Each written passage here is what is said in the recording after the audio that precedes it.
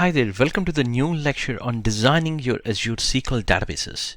Let's say your CTO is requesting you to design databases in maybe Azure Cloud to meet all the needed requirements for existing structured data, because we are learning this time only the structured data. So I'm just focusing on the structured data which you have on your on-premises, and he's asking you to suggest some great solutions which we're going to learn throughout this module for new relational data workloads. We also need to understand when we talk about the structured data, which is nothing but your relational data, which will definitely have a shared schema. So when you have a shared schema, that structured data is most oftenly will be stored in a databases. So that's why we're talking about a database called SQL database within this lecture, which has your rows, columns, and keys that has that structure. And this structure might be using your applications to store some kind of e-commerce data, right? So that might be useful.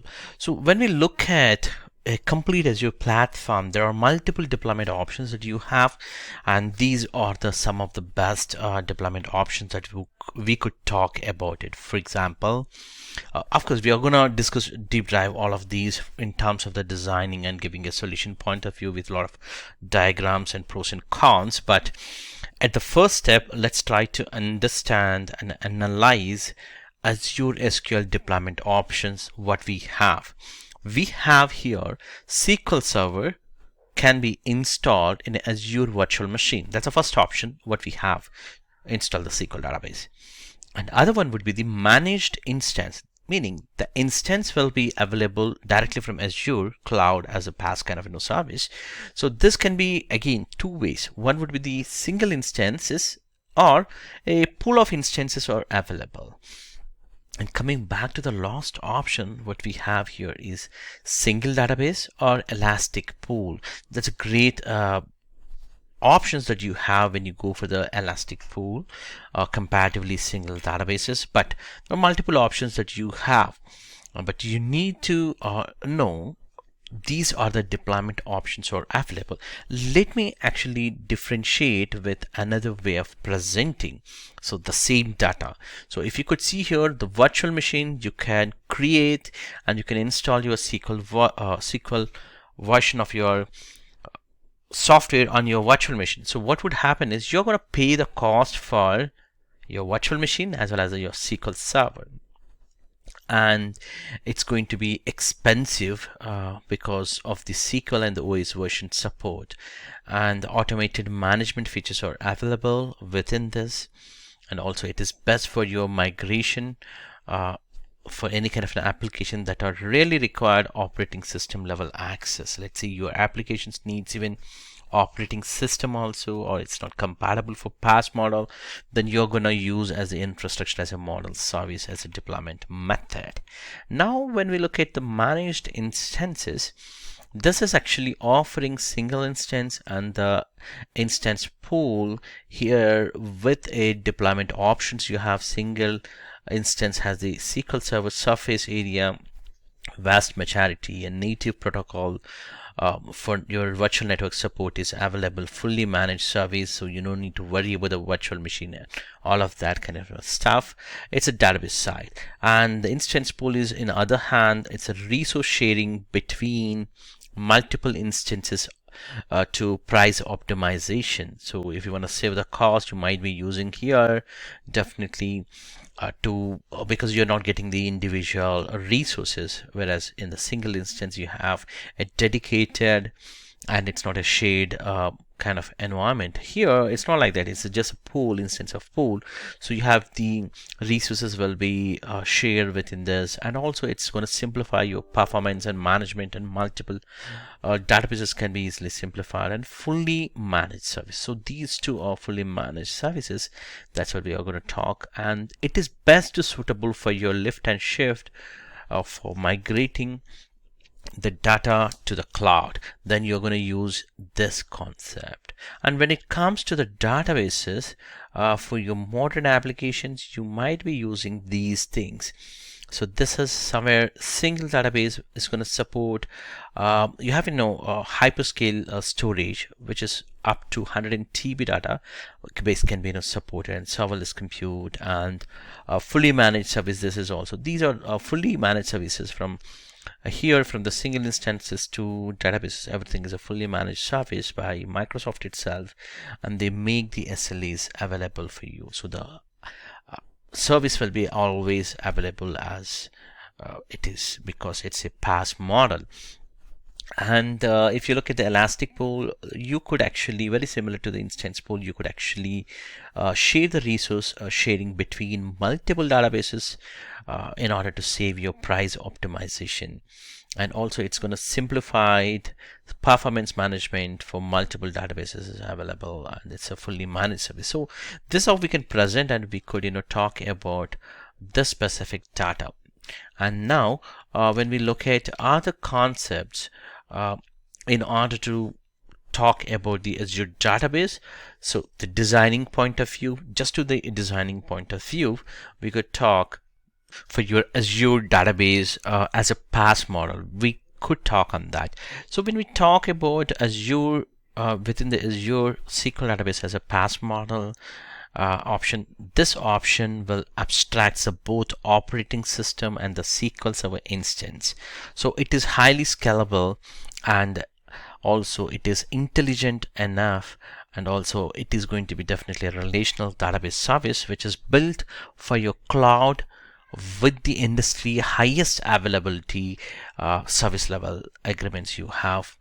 And also this SQL database is also the only deployment option that can support scenarios that are demanding for very large size, let's say up to, currently as of 2022, it's going to support up to 100 TB database sizes. And also it supports the auto scaling for any kind of unpredictable workloads, including the serverless. Let's talk by taking a case study or maybe an example how AccuWeather as a company is using this Azure database as a PaaS model. So if you could look at this specific diagram as an example, AccuWeather has been analyzing and predicting the weather for more than 55 years, right?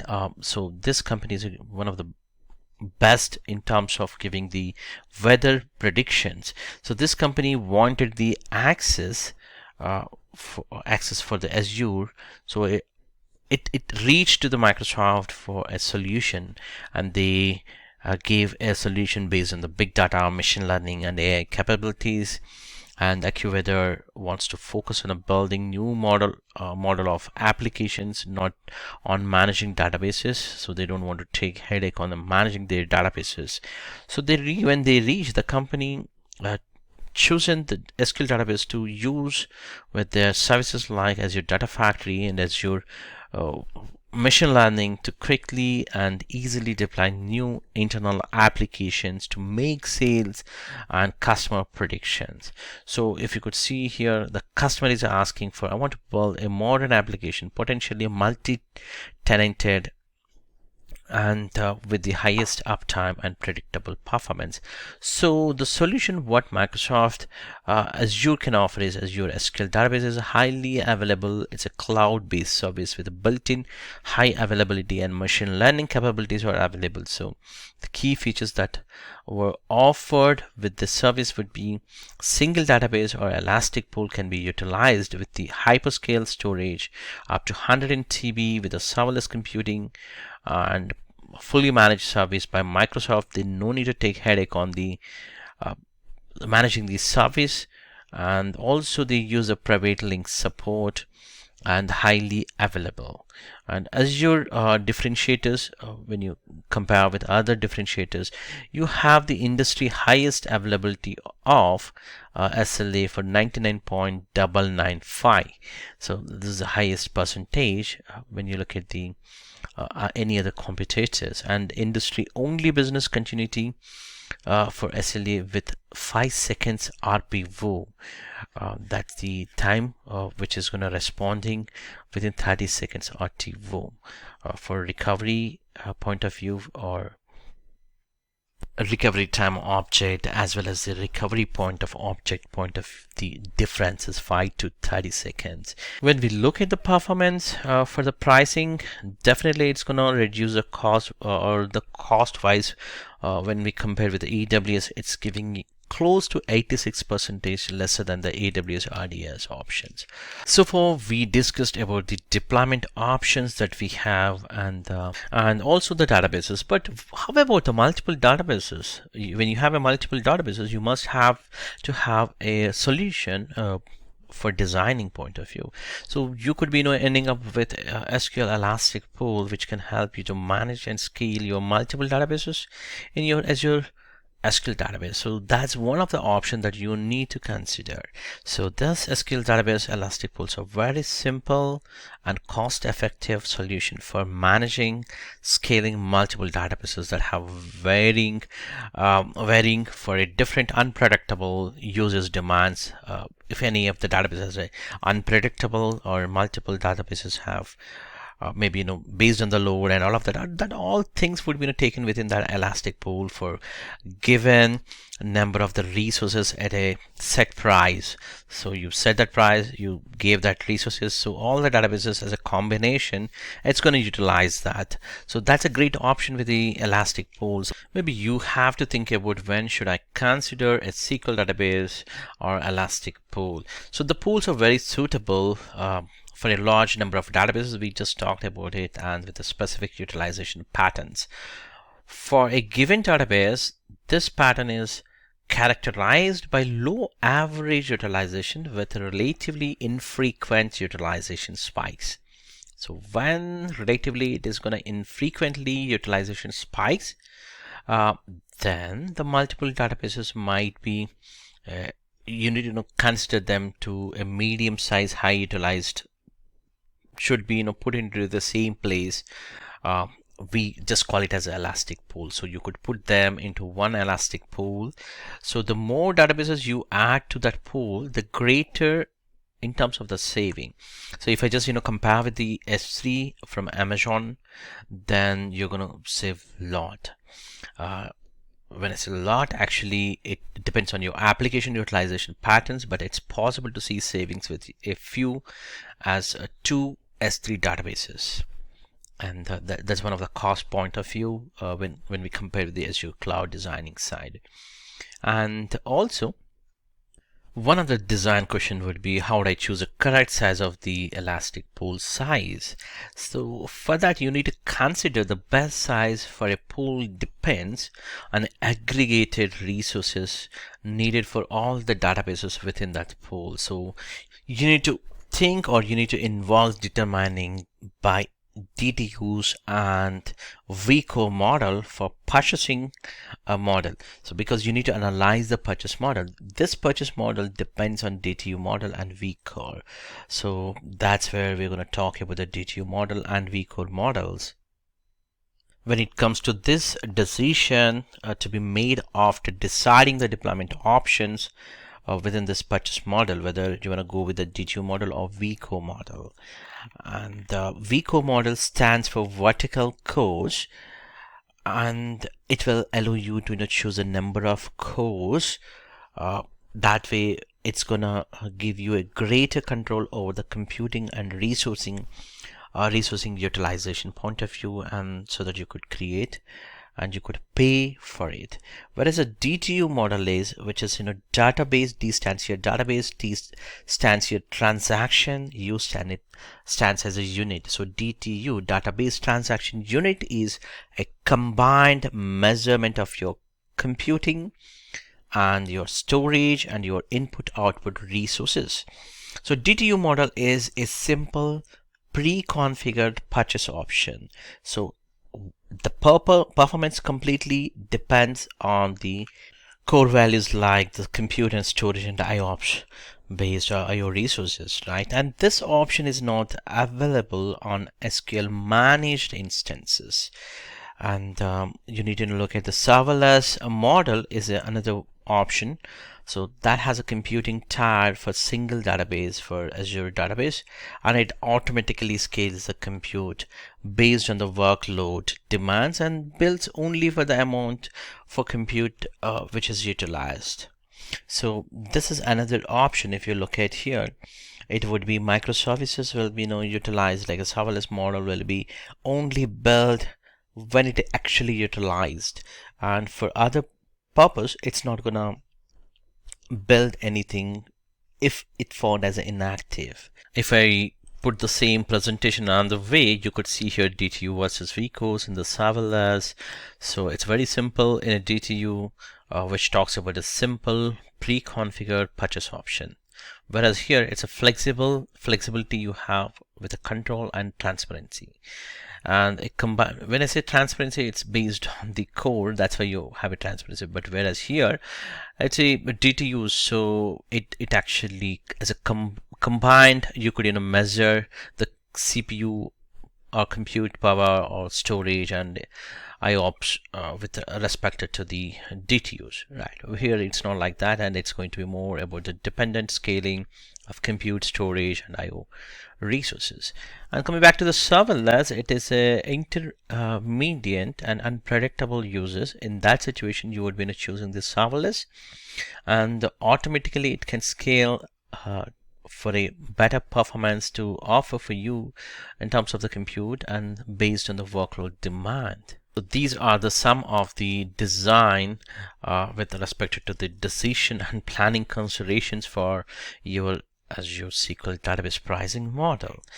And if we could conclude the recommendations for Dtu Model, you will be looking into the requirements when you need to a bundle measure for your compute, storage and IOPS specific input output resources, then you would be Dtu model you will be going for. Otherwise, vCore model when you need the flexibility of selecting compute, storage resources independently.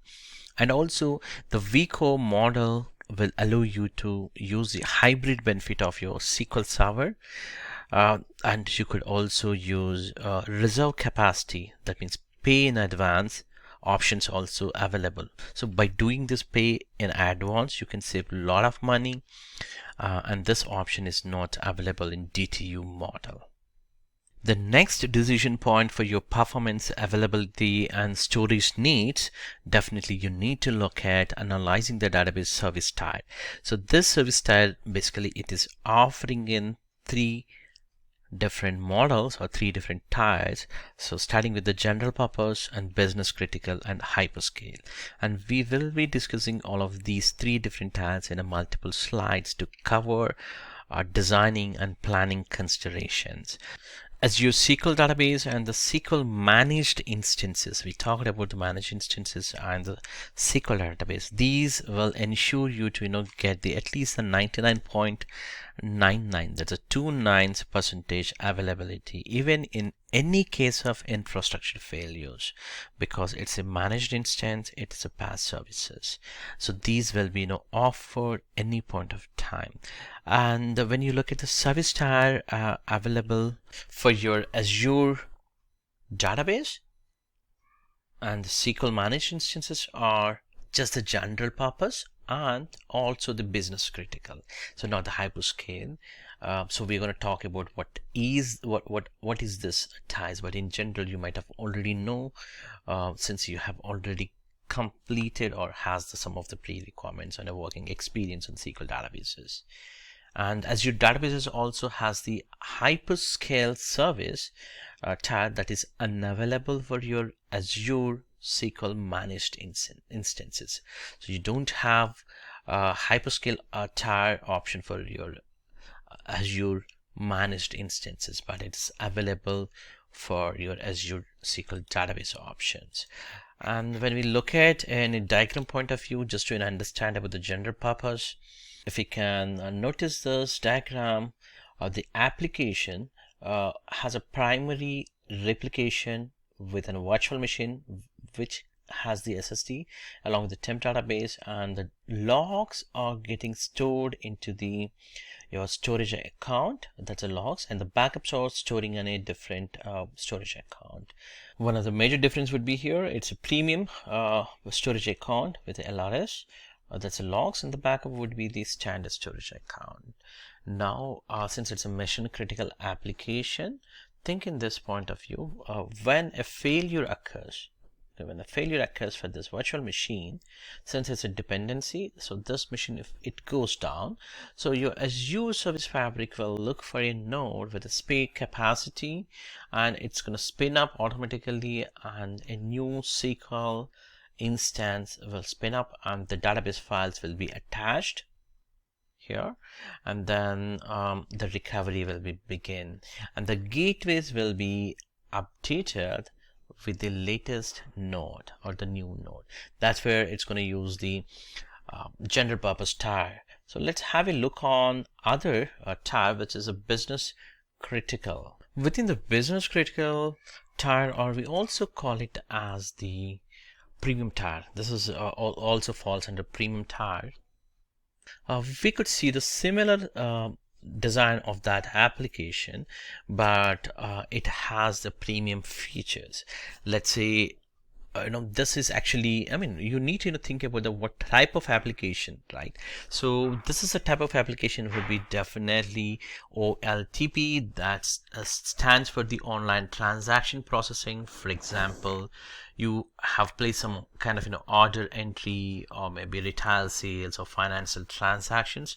So you would be using these kind of applications. Then this is one other solution that we could offer for the business critical application, since the order specific and retail sales or financial transactions, these are very critical. So these things can be utilized with the help of this design. So with this design is so much suitable for OLTP applications, and you get the high transaction rate and the low IOPS latency, and which is going to offer you highest resilience to failures by using the several isolated replicas. It's not just the one. If you could see here, there are different replica, which is earlier we had just the primary, now we also have the secondary, and one more secondary replica is also available in case of if something goes wrong.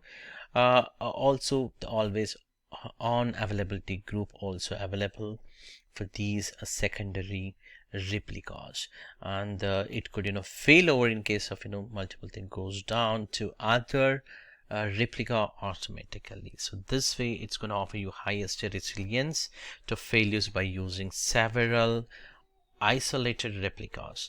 And in this design you also have the always on availability as a group using a multiple synchronously updated replicas. So everything gets as a group, it gets updated.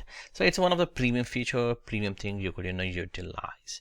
And also it's going to utilizing the premium storage in terms of the SSD, and also you're utilizing the RA read only GRS options for your backups also. It's a great option.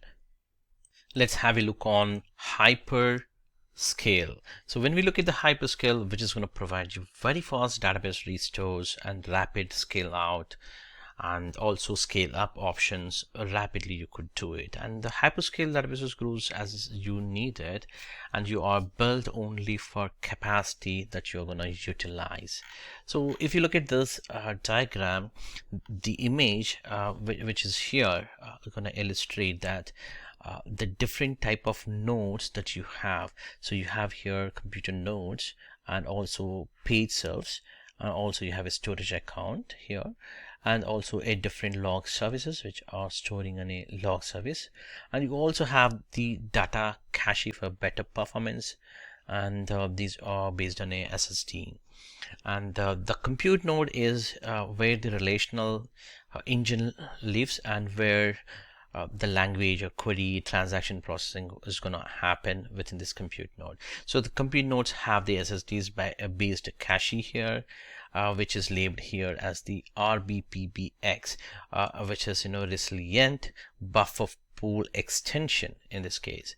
So this resilient buffer pool extension, which actually serves the immediate caching for the data queries. And there are one or more secondary compute nodes also, which are gonna act as the hot standby in case something goes wrong for any kind of a failure or failover purpose.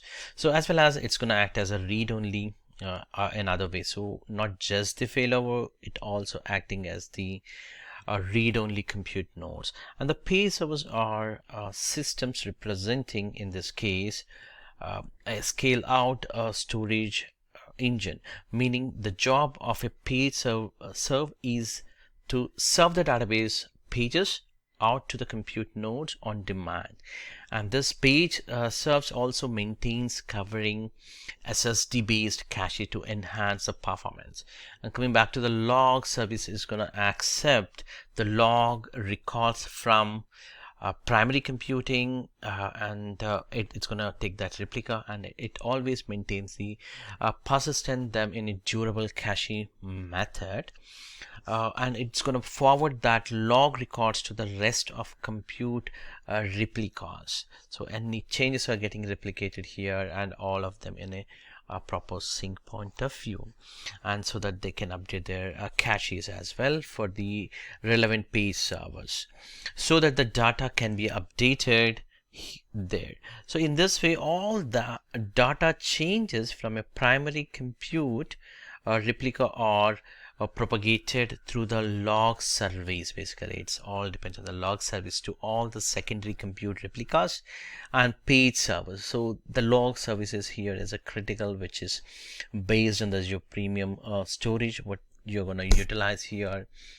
And also you're utilizing the long-term storage for Azure standard storage tile.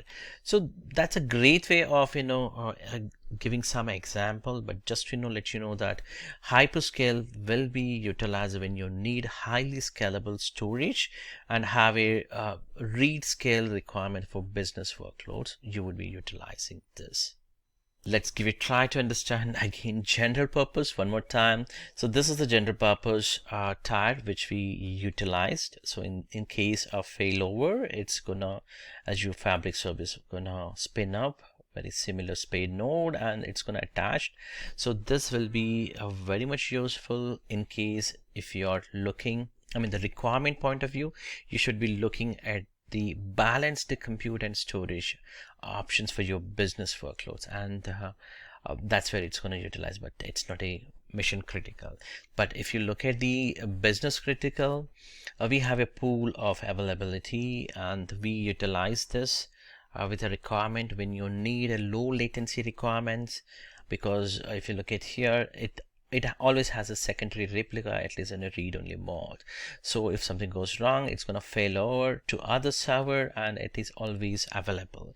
So this is gives you a very low latency requirement, highest resilience of failure. So more than one also goes down, the other two are available in this case. That's why it's the highest resilience to your failures of your business application.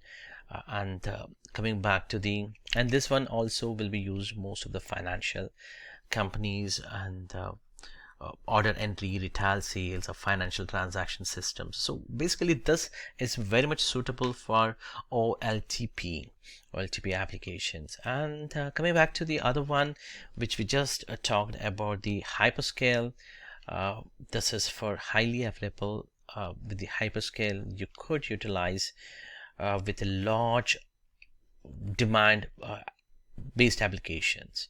These are very bigger and mission critical OLTP, very similar what we have learned in the past, the similar one like a business critical, but it is a hyper critical.